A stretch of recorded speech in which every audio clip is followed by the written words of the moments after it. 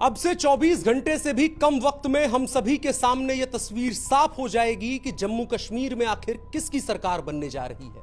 क्या भारतीय जनता पार्टी का 370 हटाना काम आएगा और कमल खिलेगा, या फिर एक बार फिर से गुपकार अलायंस का नया स्वरूप हमें जम्मू कश्मीर में राज करता हुआ दिखेगा।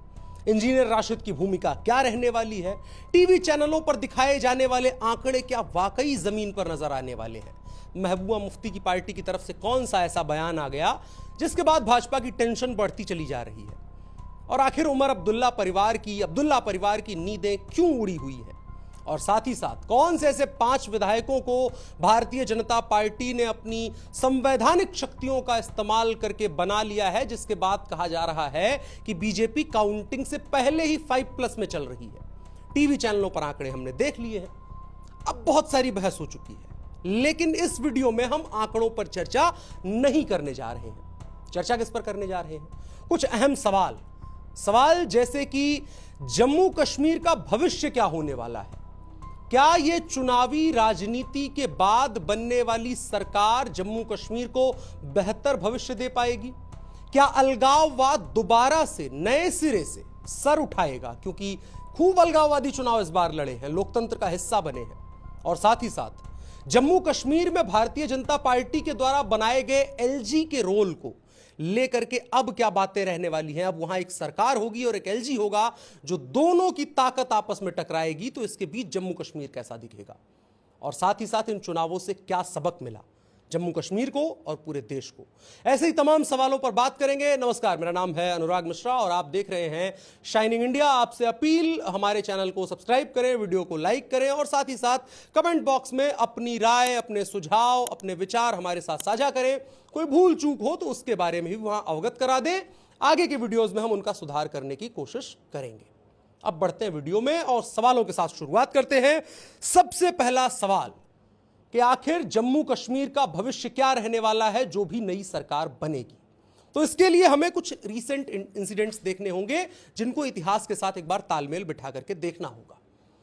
यह जम्मू कश्मीर का पहला चुनाव था जिसमें हमें बहुत कोई मेजर हिंसा देखने को नहीं मिली, किसी भी तरह की कोई किडनैपिंग नहीं हुई, लोग खुल करके वोट देने आए। हालांकि आंकड़े कुछ और कहते हैं। आंकड़े ये बताते हैं कि 2014 और 2008 की वोटिंग के बनिस्बत 2024 की वोटिंग में कोई बहुत बड़ा अंतर नहीं था, लेकिन फिर भी जिस तरह के फ्री एंड फेयर के माहौल में चुनाव हुआ है, वो इससे पहले निर्विवादित रूप से कभी नहीं देखा गया था जम्मू कश्मीर में।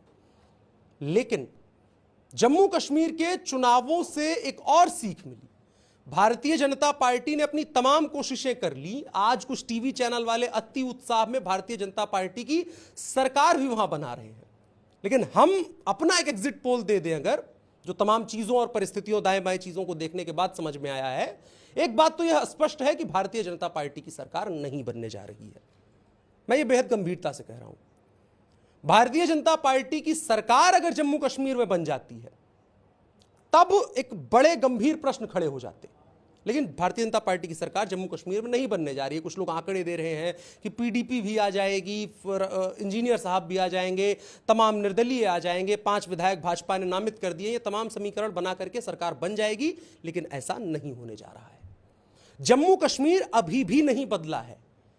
ईरान में घटना हुई और उसको लेकर के जम्मू कश्मीर के अंदर सड़क पर लोग नारे लगाते हुए निकले, और जैसे आज से बहुत कुछ साल पहले एक आतंकवादी के एनकाउंटर के बाद सड़कों पर नारे लगे थे, एक आतंकवादी की फांसी के बाद सड़कों पर नारे लगे थे, तुम कितने अफजल मारोगे, हर घर से अफजल निकलेंगे। उसी तरह के नारे ईरान के समर्थित आतंकवादी के मारे जाने के बाद जम्मू कश्मीर में नारे निकले, तुम कितने नसरल्ला मारोगे, हर घर से नसरल्ला निकलेंगे। तो जम्मू कश्मीर अभी भी बहुत बदला नहीं है।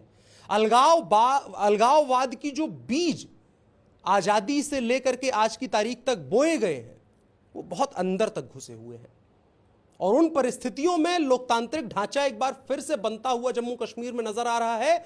यही भारतीय जनता पार्टी की जीत है। भारतीय जनता पार्टी की जीत इतने में है कि वो अपनी जमानत बचा ले जाएं जम्मू कश्मीर की 60, 70, 80% विधानसभा सीटों पर। इससे अधिक की भाजपा को उम्मीद नहीं करनी चाहिए। दूसरा सवाल यह है कि जम्मू कश्मीर में जो नई सरकार बनेगी उसका रोल क्या रहने वाला है। और तीसरा सवाल जो हमारा था कि एलजी का रोल क्या रहेगा, उन दोनों सवालों को मिला करके हम समझने की कोशिश करेंगे। एलजी और नई सरकार के बीच के तालमेल को समझना जरूरी है। नई सरकार जो बन रही है लगभग उसमें वही नजर आ रहा है जो गुपकार अलायंस एक समय पर काम करता था। अब कोई जादू हो जाए तो बात अलग है, लेकिन मोटा माटी यही नजर आ रहा है। गुपकार अलायंस एक बार फिर से अपने उसी रूप में नजर आएगा। उनकी जो मैनिफेस्टो की बातें थी वो आप सबने सुनी है, जिसमें 370 को रिस्टोर करना, स्टेटहुड वापस लेके आना और तमाम बातें थी जो कहीं ना कहीं नेशनल एजेंडा से इंडिया के नहीं मैच करती हैं और बीजेपी जो गवर्नमेंट में है उसके भी एजेंडा से मैच नहीं करती हैं। तो नई सरकार जो बनेगी उसके और केंद्र और एलजी के बीच में गंभीर और संघर्षपूर्ण टकराव देखने को हमें मिलेगा। अभी तो उन्होंने सिर्फ मैनिफेस्टो में इस बात का वादा किया है, अभी सड़कों पर प्रदर्शन भी होंगे। वो सरकार में आए हैं, समर्थकों के भीतर एक उत्साह होगा, एक जोश होगा कि हम कुछ कर सकते हैं। वो लगातार राजनीतिक जो तकरीरें वहां पर दी जाती हैं, जो मौलाना मुल्ला का एक पूरा गिरोह चलता है वहां पर, जिसमें पाकिस्तान से इशारा आता है, उसके बाद यहां पर काम होता है, उनके लिए परिस्थितियां आसान हो जाएंगी जो गुपकार अलायंस की सरकार बनती है। यह आरोप नहीं है, बल्कि यह हमने बीते कई दशकों में देखा है, इस वजह से ऐसा कह रहे हैं। जम्मू कश्मीर में जो नई सरकार बनेगी वो इन तमाम चीजों को अलाउ करेगी, इसलिए नहीं कि वो बहुत ज्यादा इस चीज को चाहते हैं। उनको भी अब समझ में आ गया है कि हिंसा कोई बहुत बड़ा सोल्यूशन नहीं है, हिंसा के जरिए बहुत कुछ किया नहीं जा सकता, बातचीत के जरिए ही किया जाएगा। इसी वजह से हमने देखा कि पूरे जम्मू कश्मीर में बहुत बड़ी संख्या में वो अलगाववादी, वो आतंकवाद समर्थक, वो पाक परस्त लोग जो एक समय पर पाकिस्तान की इशारों पर काम किया करते थे, उन्होंने भारतीय लोकतंत्र और भारतीय संविधान की कसम खा करके भारत के लोकतंत्र का हिस्सा बनना चुना और चुनाव लड़े और जनता के सामने हाथ जोड़ करके वोट मांगने के लिए पहुंचे। और यही लोग जब जीत करके चुनावों में आएंगे तो उसके बाद ये लोग सरकार का भी हिस्सा बनेंगे, क्योंकि चाहे राशिद इंजीनियर की तरफ से हो या तमाम अलगाववादी नेताओं की तरफ से बयान जो आ रहे हैं, जिनको रोल में माना जा रहा है कि वो सरकार में छोटा मोटा लेकिन रोल प्ले करेंगे क्योंकि पब्लिक का उनके साथ समर्थन होगा, और कुछ लोग चुन करके भी विधानसभा पहुंचेंगे कानूनी रूप से, तो इन लोगों के दबाव में वो सरकार चलने वाली है। हो सकता है कि मुफ्ती परिवार और अब्दुल्ला परिवार और कांग्रेस थोड़ा एजेंडा अपना अलग लेकर के चले, लेकिन इनके दबाव में ही वो सरकार चलने वाली है। पूर्ण बहुमत किसी को नहीं मिलता नजर आ रहा है। जो अभी तक के समीकरण असल में नजर आ रहे हैं वो यही है कि एनसी और बीजेपी, दो ऐसी बड़ी पार्टियां जम्मू कश्मीर में निकल करके आएंगी। पीडीपी और कांग्रेस लगभग बराबर रहने वाली हैं, और उसके बाद तमाम लोग निर्दलीय और अन्य तमाम पार्टियां निकल करके सामने आएंगी। और माना यह जा रहा है, जो अभी इंजीनियर राशिद का बयान है या तमाम लोगों का बयान है, उसमें यही चीजें स्पष्ट की गई हैं कि हमें नफरत को भगाना है। जो राहुल गांधी का दिया हुआ मंत्र है, राहुल गांधी का दिया हुआ चूरन है, उसको सभी लोग लेकर के चल रहे हैं, और वो लोग यही करने वाले। नफरत माने बीजेपी को भगाएंगे, लेकिन असल में बीजेपी को नहीं भगा पाएंगे, जो हमारे सवाल का दूसरा पहलू है। एलजी का रोल अब क्या रहने वाला है? अब एलजी का रोल क्या रहने वाला है? जम्मू कश्मीर के लोग इस चीज से बहुत वाकिफ हैं। जो बाहर के लोग हैं वो थोड़ा सा कम उन परिस्थितियों को समझते हैं, लेकिन आपने दिल्ली की खबरें सुनी होंगी। अरविंद केजरीवाल और दिल्ली के अलग अलग एलजी जिनको नामित किया गया, उनके बीच में टकराव किस तरह से रहा है। कभी केजरीवाल विधानसभा में धरने पर बैठते हैं, कभी विधानसभा से बयान देते हैं, कभी एलजी के सामने जाकर के नौटंकी करने लगते हैं, तमाम चीजें होती हैं। और सामने से एलजी साहब क्या करते हैं? एलजी साहब भी नए नए तीर छोड़ते रहते हैं।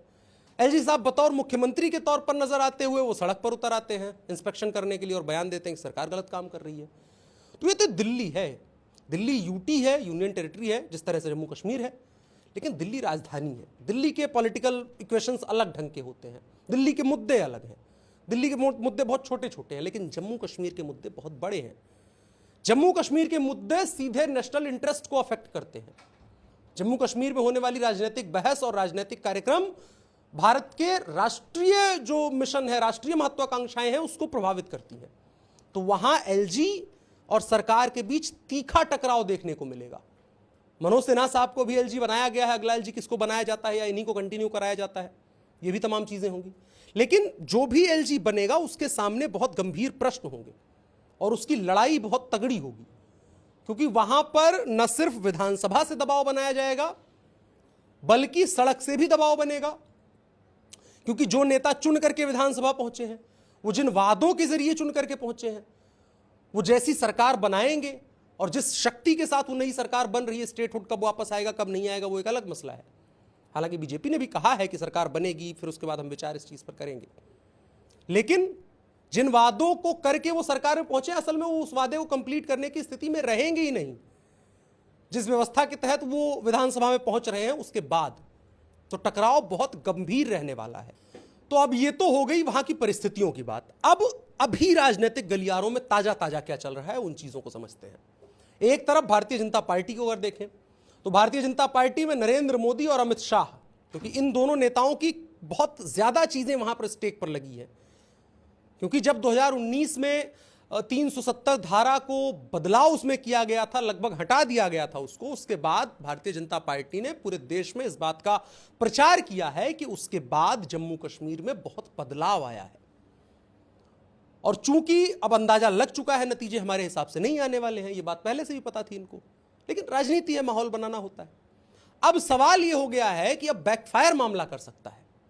अब जो ये मैंडेट आएगा, इलेक्टोरल मैंडेट आएगा, डेमोक्रेटिक वे में जो मैंडेट आएगा, इसको बेसिकली जो कांग्रेस पार्टी है, जो विपक्ष की पार्टियां हैं, ये एक रेफरेंडम के तौर पर प्रोजेक्ट करके पूरे देश में इस बात का प्रचार करेंगी और बताएंगी कि ये सिर्फ लोकतांत्रिक मतदान के जरिए निकला हुआ एक मैंडेट नहीं है, बल्कि ये कश्मीर की जनता की वो आवाज है जिसमें जनता को 2 चुनाव दिए गए थे, 2 विकल्प दिए गए थे कि आपको 370 चाहिए या नहीं चाहिए। जनता ने 370 चाहिए इस बात पर वोट किया है। जनता को 370 चाहिए, 370 वहां पर होनी चाहिए। कंप्लीट स्टेटहुड वहां की जनता को चाहिए। वहां की जनता को चाहिए कि वो एक अपना एक ढंग से, जो अभी तक 2 निशान 2 विधान वाला हिसाब चलता था, जनता ने उस पर वोट किया है। इस बात का प्रचार होने वाला है और यह सबसे ज्यादा नुकसान करेगा नरेंद्र मोदी और अमित शाह के उस नेशनल एम्बिशन को, जिसको लेकर के लंबे समय से वो चल रहे हैं और पूरे देश में इस बात को बता रहे हैं। तो अब उनके सामने 2 तरह के टकराव हैं, 2 तरह के इंटरेस्ट हैं जिन पर टकराव चल रहा है। पहला तो कि जम्मू कश्मीर में किस प्रकार से, जैसा भी हो, जिसकी भी सरकार बने, लोकतांत्रिक ढर्रे पर वहां की सरकार चल जाए। दूसरा यह है कि अब इस दुष्प्रचार की आंधी के बीच में अपने राजनीतिक इंटरेस्ट को कैसे बचाया जाए, क्योंकि चुनाव सिर्फ जम्मू कश्मीर में नहीं है और हार सिर्फ भाजपा जम्मू कश्मीर में नहीं रही है, बल्कि उसी के साथ साथ नतीजे कल आएंगे हरियाणा के भी। और हरियाणा में भी लगभग इस बात का तय मामला हो चुका है कि भाजपा हार रही है। तो अब 2 तरफा अटैक बीजेपी के लिए होने वाला है कि एक तो आप यूटी में हार गए, जहां पर आपने सब कुछ बदल दिया था, सारी व्यवस्था बदल दी थी, उसके बाद आपने कहा था कि आप वहां पर जीतने वाले हैं, वहां की जनता आपका समर्थन करेगी। और दूसरी जगह जहां आप हार रहे हैं, वहां 10 वर्षों की आपकी सरकार रही है, पूर्ण बहुमत की सरकार रही है, लगातार आपने एक ही मुख्यमंत्री वहां रखा है, कुछ समय के लिए बदला, नायब सिंह सैनी साहब को अभी बनाया। तो अब नरेंद्र मोदी और अमित शाह के सामने कई तरह के चैलेंज हैं, और चैलेंज अब इस बात को लेकर के भी कि नैरेटिव को कैसे कंट्रोल किया जाए, कैसे इस बात का जो प्रचार होगा उसको दुष्प्रचार में ना कन्वर्ट होने दिया जाए, हमारे खिलाफ ना चली जाए। वो चीजें जानने वाली है, लेकिन उसका डैमेज कंट्रोल कितना किया जा सकता है। बीजेपी अभी जम्मू कश्मीर में एक राजनीतिक पार्टी के तौर पर अपनी सारी उम्मीदें नहीं छोड़ी है बीजेपी ने। सत्य जो है वो और उम्मीदें दोनों एक अलग अलग चीजें होती है। सत्य यह है कि बीजेपी की सरकार बननी लगभग नामुमकिन है, क्योंकि वहां कोई जनता के खिलाफ नहीं जाना चाहेगा। वहां की जनता 1% बीजेपी को नहीं पसंद कर रही है। उसकी वजह यह नहीं कि बीजेपी की पॉलिसी गड़बड़ है, बीजेपी काम नहीं करती है, बीजेपी वाले लोग अच्छे नहीं है। सरल सी बात है, बीजेपी से दिक्कत है। पीडीपी आज की तारीख में जिस गर्त और रसातल में चली गई है, उसकी वजह यही है कि उन्होंने बीजेपी के साथ अलायंस कर लिया। तो अब बीजेपी के सामने कई तरह की चुनौतियां हैं। बीजेपी अभी भी अपने समीकरण जोड़ रही है। एक समीकरण जो आया है और हम आपको बताएं उस समीकरण को पढ़ करके कि किस तरह से भाजपा की सरकार वहां बन सकती है। हम ये नहीं कह रहे बन रही है, लेकिन एक समीकरण है। भाजपा 29 सीटें जीत रही है, जम्मू रीजन में बहुत ज्यादा मजबूत है। आवामी पार्टी 6 सीटें जीत रही है, जो लगभग नामुमकिन है कि इनके साथ आएंगी। पीडीपी को भी समीकरण में जोड़ते हुए लाया जा रहा है, 5 सीटें जीतते हुए। पीपल्स कांग्रेस को 2 सीटें दी जा रही हैं, अपनी पार्टी को 1, मनोनीत 5 विधायक, जिसकी हमने चर्चा सबसे पहले की थी कि वो इस तरह से होता है कि वो पीओके का एक रिप्रेजेंटेशन, जो 24 सीटें छोड़ी जाती हैं उनमें से एक रिप्रेजेंटेटिव के तौर पर विधानसभा में भेजा जाएगा। 2 महिलाएं भेजी जाएंगी, 2 कश्मीरी पंडित जो विस्थापित हैं उनके सदस्य के तौर पर 5 विधायक टोटल नॉमिनेट करके वहां पर भेजे जाते हैं, और निर्दलीय 7। इनको मिलाकर के 55 की टैली बैठ रही है, जिस समीकरण के हिसाब से बीजेपी सरकार बना रही है, जिसमें कहा जा रहा है कि मान लो अगर पीडीपी नहीं भी आती है तो भी भाजपा सरकार बना सकती है। लेकिन मैं इस टैली को ना मतलब बहुत ज्यादा उस तरह से कन्विंसिंगली नहीं देखा जा सकता इस चीज को, क्योंकि बीजेपी के लिए जम्मू कश्मीर की राह बहुत मुश्किल नजर आ रही है। अब बीजेपी में मोदी और शाह की बैठक का दौर इसलिए चल रहा है कि वो डैमेज कंट्रोल कैसे करें, पॉलिटिकल जो चीजें होंगी उसके नुकसान को मिनिमाइज कैसे किया जाए, और जो आने वाली परिस्थितियां होंगी, आने वाली जो राजनीतिक परिस्थितियां बनेगी, उनमें कैसे सामने एक बैठा करके चीजों को आगे बढ़ाया जाए। और जम्मू कश्मीर को जिस एम्बिशन और मिशन के तहत भारतीय जनता पार्टी पिछले कुछ वर्षों से लगातार उसमें इन्वेस्ट कर रही है अपने आप को, भाजपा का ये समझिए कि जब से भाजपा है तब से जम्मू कश्मीर का मुद्दा है बीजेपी के लिए। श्यामा प्रसाद मुखर्जी जी से लेकर के आज तक लड़े जा रहे हैं लोग इस चीज़ के लिए, तो इनके लिए एक बहुत बड़ा एम्बिशियस प्रोजेक्ट है जम्मू कश्मीर। तो बीजेपी उस चीज़ को किसी भी हालत में खोना नहीं चाहती है, सरकार किसी की भी बने, लेकिन बीजेपी ये चाहती है कि हम जिस तरह से जम्मू कश्मीर को डिज़ाइन करना चाहते हैं, यहाँ पर इन्फिल्ट्रेशन की समस्या जो है, टेरर की समस्या जो है, यहाँ के युवाओं को बरगलाने की समस्या है, जो एक फर्जी का फितूर दिमाग में सवार है। जम्मू कश्मीर वालों को लगता है कि हम यहाँ बहुत नर्क में है, भारत ने हमारी ज़िंदगी खराब कर दी है, और जब जम्मू कश्मीर की तस्वीरें और परिस्थितियों को पीओके के लोग या पाकिस्तान के लोग देखते हैं तब कहते हैं अरे बाप रे बाप, तुम तो बहुत स्वर्ग में हो। लेकिन वो नैरेटिव यहाँ नहीं इस तरह से ट्रांसलेट किया जाता है। तो बीजेपी का बड़ा मकसद है, जो बैठकों का दौर राम माधव से लेकर के और तमाम भाजपा के जो जम्मू कश्मीर में काम करने वाले बड़े नेता हैं उनके साथ बैठकों का दौर इसलिए चल रहा है ताकि जो आने वाली परिस्थितियां हैं उससे कैसे कॉम्बैट किया जाए, उससे कैसे अपने आप को एक बेहतर स्थिति में रख करके जम्मू कश्मीर को लेकर के जो विजन एम्बिशन है उसके अकॉर्डिंगली चीज़ों को चलाया जाए। बाकी नतीजे क्या होंगे इस पर कल चर्चा लगातार जारी रहेगी। कोशिश करेंगे कुछ एक्सपर्ट्स के साथ हम लाइव भी कर सके। आपसे आशा और उम्मीद है कि आप जुड़े कल हमारे साथ लाइव में, समय आपको बता दिया जाएगा और उस समय गंभीरता से समझने की कोशिश करेंगे कि आखिर इन चुनावी नतीजों के मायने क्या हैं, प्रभाव क्या रहने वाले हैं। अगर ये सरकार 5 साल चलती है, जो उम्मीद, भाई लोकतंत्र है तो 5 साल की सरकार होती है तो वही चलनी चाहिए, तो 5 वर्षों में कश्मीर के लिए क्या क्या चीजें, जम्मू कश्मीर के लिए क्या क्या चीजें रहने वाली है और किस तरह की राजनीतिक परिस्थितियां अब बनने वाली हैं, इन तमाम चीजों को लेकर के गंभीरता से चर्चा कल करेंगे। फिलहाल के लिए इतना ही। आपकी राय क्या है कमेंट बॉक्स में बता सकते हैं। पसंद आए वीडियो तो साझा करिए, और अगर कुछ ना पसंद आए तो कमेंट बॉक्स में अपनी सुझाव जरूर हमें दें। बाकी फिलहाल के लिए इतना ही। मेरा नाम अनुराग मिश्रा है, आप शाइनिंग इंडिया देख रहे थे। धन्यवाद।